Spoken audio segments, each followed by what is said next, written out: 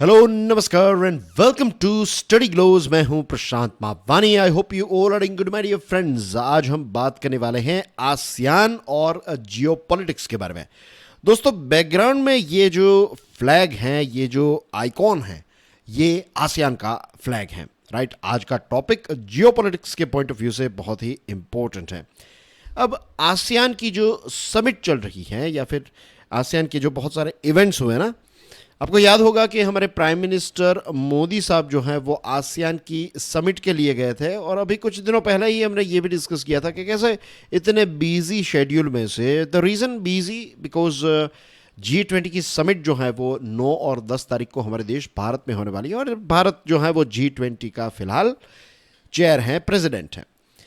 तो इतनी बड़ी G20 की मीटिंग होने वाली थी और उसके एक थोड़े दिन पहले ही राइट, प्राइम मिनिस्टर मोदी साहब जो हैं वो आसियान की विजिट के लिए जाते हैं, आसियान की समिट को अटेंड करने के लिए जाते हैं, इंडिया आसियान समिट को अटेंड करने के लिए जाते हैं। दिस इटसेल्फ मीन्स कि भारत जो है वो आसियान को बहुत ज़्यादा इंपॉर्टेंस देता है। आसियान क्या है? It is a group of 10 countries. Right, इसका फुल फॉर्म भी हम देख लेते हैं। ये होता है एसोसिएशन ऑफ साउथ ईस्ट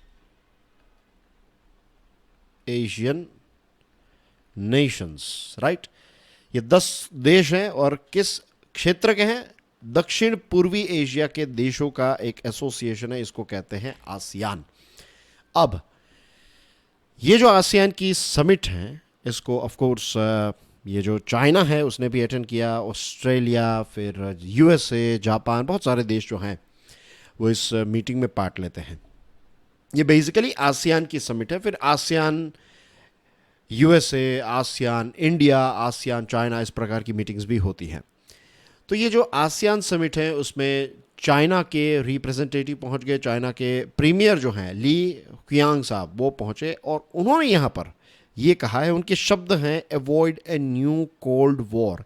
एक नए शीत युद्ध की शुरुआत जो है वो हम ना करें, ये अच्छा होगा। ये बात जो है वो उन्होंने आसियान के प्लेटफॉर्म से डायरेक्टली इनडायरेक्टली किसको बताई है? ये बात उन्होंने यूएसए और यूएसए के जितने भी मित्र देश हैं, एलाइज हैं, उनको कहा है कि एक नए शीत युद्ध की शुरुआत ना करें तो अच्छा होगा। जो पुराना शीत युद्ध था ये प्रिडोमिनेंटली यूएसए और यूएसएसआर के बीच में था। राइट, आज का जो है, जो बताया जा रहा है कि अभी का जो न्यू कोल्ड वॉर है, तो उसमें यूएसए और चाइना है, और ऑफ कोर्स इसमें आप रशिया भी ऐड कर दे, ईरान ऐड कर सकते हैं, इसमें आप नॉर्थ कोरिया को ऐड कर सकते हैं। तो ऐसे कुछ देश हैं, लेकिन प्रीडोमिनेंटली बड़े जो 2 देश हैं, दिग्गज है, that is USA and China. End of course Russia जो है वो चाइना के सपोर्ट में है अगर शीत युद्ध होता है तो। राइट, या फिर कोई लोगों का ये भी कहना है कि ये शीत युद्ध जो है इसकी शुरुआत ऑलरेडी हो चुकी है, नए शीत युद्ध की शुरुआत दोनों के बीच में हो चुकी है। लेकिन यहाँ पर चाइना के प्रीमियर यह कहते हैं कि इसको हमें अवॉइड करना चाहिए। राइट, इसमें हमें उलझना नहीं चाहिए। ये जो आसियान की समिट है दोस्तों, ये बाई एन्यूअल समिट है, यानी कि 2 सालों में एक बार होने वाली समिट है। ये 10 के देश, आसियान के देश जो हैं वो इसमें मिलते हैं। इस बार इंडोनेशिया जो है ये आसियान का हेड है। तो ये मीटिंग जो है वो जकार्ता, इंडोनेशिया के कैपिटल में हुई। और इस साल की थीम है ASEAN matters, epic Centrum of growth. के ग्रोथ के लिए कोई एपिक सेंट्रम है तो दैट इज आसियान, ऐसा उन्होंने कहा है। और आसियान समिट जो है ये आसियान देशों की हाईएस्ट पॉलिसी मेकिंग बॉडी भी है। जो नीतियां बनाने का काम है सबसे हाईएस्ट लेवल का, वो इस आसियान समिट में होता है।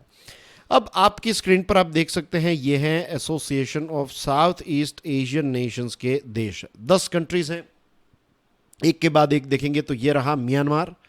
राइट, यहाँ पर आप देख सकते हैं ये म्यांमार है। राइट, रखाइन स्टेट आपको लगभग यहाँ पर देखने को मिलेगा। म्यांमार के साथ सटा हुआ है थाईलैंड। राइट, ये रहा Thailand, this one is Thailand here. Right, आप देख सकते हैं दिस वन, ये वाला। फिर मलेशिया है, मलेशिया के 2 पार्ट से। राइट, एक यहाँ पर, एक यहाँ पर। राइट, तो दिस इज मलेशिया। ये इंडोनेशिया, कुछ दिनों पहले ही मैंने आपको इसके बारे में बताया था कि दुनिया का सबसे बड़ा आर्कीपेलागो अगर कोई है तो दैट इज इंडोनेशिया, आपको याद होगा। और यहाँ पर छोटा सा सिटी स्टेट सिंगापुर है, this is Philippines here. Right, Cambodia ये रहा। फिर ये हैं वियतनाम, और ये वाला जो है ये लाओस हैं। तो हो गए 10 कंट्रीज। राइट, आप एक बार क्विकली देख लेते हैं।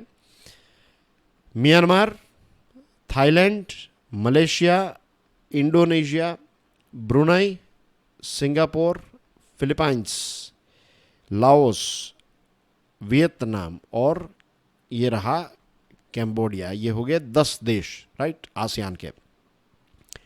अब इंडो पैसिफिक रीजियन जो है, ये मीन्स ये आसियान के साथ जुड़ा हुआ है, क्योंकि यहाँ पर ये वाला मैप आप देख लिए, फिर से देखते हैं तो यहाँ पर ये जो पोर्शन है, दिस वन, यहाँ से इंडियन ओशियन का पानी है और यहाँ पर जो पानी है ये प्रशांत महासागर का है। तो इंडो पैसिफिक को कनेक्ट करने वाला इंपॉर्टेंट अगर कोई क्षेत्र है तो ये वाला पोर्शन है। यहाँ का जो समंदर है जिसको कहते हैं साउथ चाइना सी, जिसके बारे में हम बात करने वाले हैं, तो ये एक बहुत ही इंपॉर्टेंट रोल प्ले करता है। और आसियान के लिए भी इंडो पैसिफिक क्षेत्र बहुत ही इंपॉर्टेंट है। और कहीं ना कहीं हमें यह भी नज़र आ रहा है कि इंडो पैसिफिक क्षेत्र जो है, इसमें जियोपॉलिटिकल राइवलरी जो है, तनाव जो है, वो काफ़ी ज़्यादा, राइवलरी का मतलब होता है एक प्रकार की कट थ्रोट कॉम्पिटिशन, तो ये भी चीज़ जो है वो काफ़ी ज़्यादा यहाँ पर शार्प होती जा रही है। मिस्टर ली ने यह बताया है कि जो अलग अलग देश हैं, इनको प्रॉब्लम्स को, डिस्प्यूट्स को, अगर कोई विवाद हैं, अगर कोई डिफरेंसेस हैं, तो इनको बहुत ही अच्छी तरीके से हैंडल करना चाहिए, राइट। उन्होंने ये भी कहा है कि ये सारे जो आसियान के देश हैं उनको एक प्रकार की, आप समझ लीजिए, एक वार्निंग भी दी है या फिर एक प्रकार की सलाह दी है कि भाई आप किसी साइड्स पर ना रहें, राइट, कि आप यूएसए की साइड चले गए, राइट, ऐसी चीज़ों से अपने आप को बचाइए। उन्होंने ये भी कहा, जो शीत युद्ध के बारे में तो बताया कि न्यू कोल्ड वॉर की शुरुआत ना हो, इसके साथ साथ उन्होंने कहा कि ब्लॉक कॉन्फ्रंटेशन जो है ये भी नहीं होने चाहिए।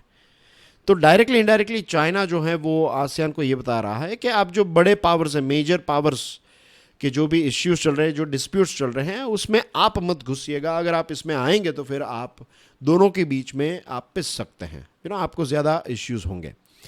चाइना के प्रेसिडेंट शी जिनपिंग साहब जो हैं वो ये आसियान की समिट को अटेंड नहीं कर रहे हैं, और ना तो जो बाइडेन साहब अटेंड कर रहे हैं, राइट। कमला हैरिस जो वाइस प्रेसिडेंट है यूएसए के, तो उन्होंने इस मीटिंग को अटेंड किया और चाइना की तरफ से मिस्टर ली जो है वो आ गए।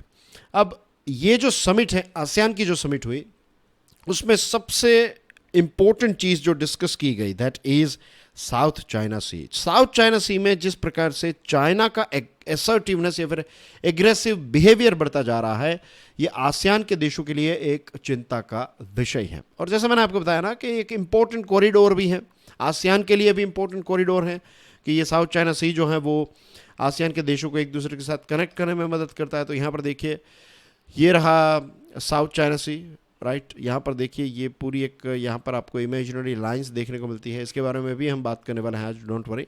बट यू कैन सी कि ये कॉरिडोर ही है पूरा साउथ चाइना सी, कि ये सारे देश जो हैं वो एक दूसरे से इस साउथ चाइना सी के माध्यम से कनेक्ट हो सकते हैं। पर इस जगह पर चाइना मिसबिहेव कर रहा है, एग्रेसिव हो रहा है, तो ये किसी भी देश को पसंद नहीं आएगा, खास करके ये आसियान देशों को पसंद नहीं आएगा। आपकी स्क्रीन पर ये जो तस्वीर है, इनका नाम है रत्नो मारसूदी, ये फॉरेन मिनिस्टर इंडोनेशिया के हैं, और उन्होंने कहा कि ASEAN this week discussed with China accelerating negotiations on a long discussed code of conduct on waterways, कि लंबे समय से चाइना के साथ बातचीत जो हो रही है, तो इस नेगोशिएशंस को थोड़ा और हम एक्सेलरेट करते हैं, थोड़ा और इसको स्पीड अप करते हैं, थोड़ी और ज़्यादा डिस्कशन करते हैं, ताकि ये वाटरवेज को लेकर जो रूल्स एंड रेगुलेशंस हैं हम उसको सॉर्ट आउट कर दें। आसियान और जापान के बीच में जो डिस्कशन हुई, उसमें भी साउथ चाइना सी को लेकर डिस्कशन हुई है, और कोरियन पेनिनसुला जो है उसको लेकर भी डिस्कशन जो है वो आसियान और जापान के बीच में हुई है। यूएसए और यूएसए के कुछ मित्र देशों ने भी ये बात बताई है कि ये जो क्षेत्र है, यहाँ पर फ्रीडम ऑफ नेविगेशन होना चाहिए, फ्रीडम ऑफ ओवर फ्लाइट, यानी कि साउथ चाइना सी के ऊपर से अगर कोई फ्लाइट्स जा रही है तो ये स्वतंत्रता जो है वो सभी देशों को मिलनी चाहिए। और इसके साथ ये भी कहा कि किसी भी प्रकार के फिजिकल इंफ्रास्ट्रक्चर को साउथ चाइना सी में, खास करके डिस्प्यूटेड वाटर्स में, किसी भी देश को बनाना नहीं चाहिए। और ये डायरेक्टली एक इशारा जो है वो चाइना की तरफ है। चाइना ने बहुत सारे स्पार्टली आइलैंड्स और दूसरे जो आइलैंड्स हैं, तो वहाँ पर बहुत सारा कंस्ट्रक्शन जो है वो स्टार्ट कर दिया है। आपको याद होगा थोड़े दिनों पहले चाइना ने एक नया मैप भी इश्यू किया था, और इस पर काफ़ी विवाद भी हुआ। हमारा जो अक्साई चीन वाला रीजन है और हमारा जो अरुणाचल प्रदेश है, वो चाइना ने अपने नए मैप में अपने पार्ट में बताया है, यानी कि चाइना का ही पोर्शन बताया है। वैसे वो एक लंबे समय से चाइना इस प्रकार का मिसबिहेव करता आया है, और साउथ चाइना सी जो है उसको भी अपना ही पोर्शन बताता है चाइना अपने मैप्स में। लेकिन ये जो नया मैप आया है ना, उसमें चलो अक्साई चीन और अरुणाचल प्रदेश वाली चीज़ें तो सेम थी, लेकिन साउथ चाइना सी में एक बदलाव किया गया है। पहले इसको 9 डैश लाइन कहा जाता था, अब इसमें 10 डैश लाइन चाइना ने एक और लाइन ऐड कर दी है। तो देखिए ये पुराना मैप है, राइट, तो इसमें आप अगर गिनेंगे देन यू विल फाइंड, तो दिस इज़ 1 2, मैं थोड़ी कलर चेंज कर दूँ इंक का ताकि आप अच्छी तरीके से देख पाए। Okay, so let's start again. This is 1 2, फिर 3 4 5 6 7 8 और 9, ये 9 डैश लाइन थी। अब एक रेड लाइन जो है चाइना ने अपने मैप में यहाँ पर ऐड कर दी है। मैं अगेन कलर चेंज करके दिखा देता हूँ ताकि कोई कंफ्यूजन ना हो। तो यहाँ पर एक और लाइन ऐड कर दी है। तो अब चाइना ने अपना जो नया मैप निकाला है इसका नाम कर दिया है, इन लाइंस का, ये जो क्षेत्र है इसका नाम कर दिया चाइना ने 9 डैश लाइन, राइट। मीन्स उनको जैसे सूट हो रहा है वैसी चीज़ें जो है वो चाइना कर रहा है यहाँ पर, which is very very dangerous. और सबसे डेंजरस चीज़ आसियान के लिए और कुछ मेंबर्स के लिए ये भी है कि कुछ आसियान के मेंबर्स चाइना के नज़दीक जा रहे हैं और कुछ जो है वो चाइना से आज भी बहुत दूर हैं। तो चाइना को कहीं ना कहीं तो मीन्स सॉरी नॉट चाइना को, आसियान जो है उसको कहीं ना कहीं चाइना अपनी तरफ खींचने की कोशिश कर रहा है, कुछ देशों को अपनी तरफ खींचने में सक्सेसफुल रहा है। दूसरी तरफ यूएसए जो है वो भी कोशिश कर रहा है कि आसियान के देश जो हैं वो यूएसए की टीम में रहें, यूएसए के साथ रहें। और आसियान के देश जो हैं वो भी काफ़ी चतुर हैं, वो भी, उनको भी पता है कि चाइना को भी ज़रूरत है, यूएसए को भी हमारी ज़रूरत है, तो फिर वो अच्छा फ़ायदा जो है दोनों का उठाते हैं। और कोई भी देश यही करेगा, कोई भी क्षेत्र जो है वो, कोई भी ग्रुप यही करेगा। This is how diplomacy works. चिंता का विषय जो मुझे लग रहा है वो ये है कि आसियान का जो एक स्टेटमेंट रॉयटर्स ने पढ़ा है, रॉयटर्स जो एजेंसी है, न्यूज़ एजेंसी, तो उनके एक एनालिस्ट ने ये बताया है कि जो साउथ चाइना सी को लेकर, वाटरवेज को लेकर जो एक स्टेटमेंट इश्यू करेगा आसियान, वो बहुत ही कमज़ोर स्टेटमेंट है, बहुत ही वीक स्टेटमेंट है, इसमें कोई स्ट्रॉन्ग स्टैंड नहीं उठाया है। स्टेटमेंट यह कहता है कि strengthen stability in the maritime sphere in our region and explore new initiatives towards these ends. तो ये कोई स्ट्रॉन्ग स्टेटमेंट नहीं है, और अगर यही चलता रहा तो बहुत सारे पॉलिटिकल एनालिस्ट्स का कहना यह है कि फिलीपाइंस जो हैं वो आसियान से हार जाएगा, थक जाएगा। कि भाई देखिए आपके ग्रुप में हम हैं, means Philippines is part of the group.